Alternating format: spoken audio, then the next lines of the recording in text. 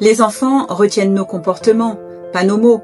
Ce n'est pas nos conseils qui vont suivre, c'est notre exemple. Ça veut dire que si vous insistez sur l'importance du sport, mais que vous restez vissé sur votre canapé, votre discours il va tomber à l'eau. Si vous prenez le respect, mais qu'en même temps vous insultez la voisine, ce que va retenir l'enfant, c'est qu'on peut insulter la voisine ou n'importe qui d'autre. On le savait déjà, mais les neurosciences ont maintenant prouvé que le cerveau des enfants est câblé pour nous imiter.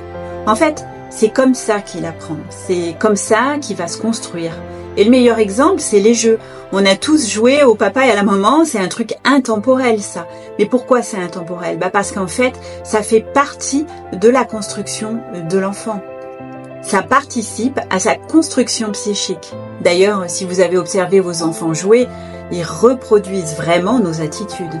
D'ailleurs, je me rappelle une fois, ma fille, quand elle était petite, elle jouait au papa et à la maman avec ses poupées et elle avait installé une petite table avec des tasses à thé, elle faisait semblant de préparer le goûter.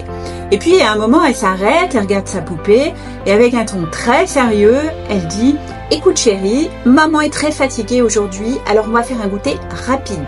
Pas de chichi, d'accord ?» Elle s'est ensuite remise à distribuer des gâteaux imaginaires à toutes ses poupées en insistant « Allez, on se dépêche, faut finir ce goûter, maman a beaucoup de travail. » Je peux vous dire que ça m'a fait un drôle d'effet et même un électrochoc.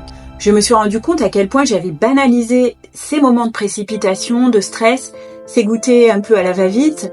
Et j'ai réalisé que pour elle, en fait, c'était devenu la norme, la façon dont les mamans font.